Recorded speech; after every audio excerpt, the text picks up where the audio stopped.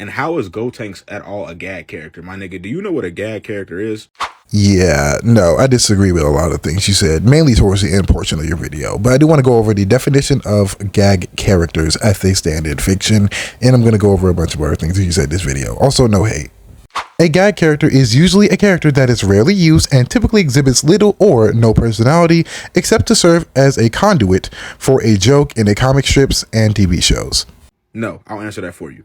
Gotenks wasn't made for jokes. Like, I don't get, like, how the fuck is he a gag character? There is no way he actually said that. So, Gotenks wasn't made to be a gag character. Literally, the entirety of the Boo Saga, he was doing nothing but dicking around. He was treated as nothing more but a joke. Literally, even in his fights, it was nothing but comedic levity most of the time, and rarely ever got serious.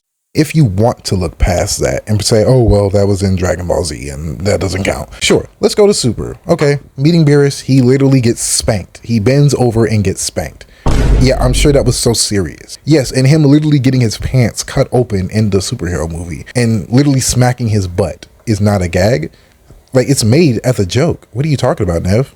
Mind you, every time he wasn't Gotenks, he was useful. Even the previous time he was in Fat Gotenks when he fought Cell Max, he broke Cell Max's core. Like, he was still useful, even though he was fat.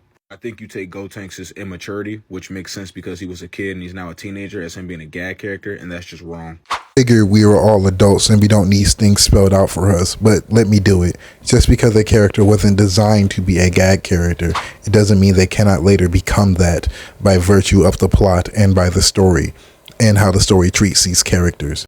Say his immaturity like he isn't still immature as a teenager. Again, in the superhero movie, he literally bends over and smacks his butt in front of Cell Max. Stop.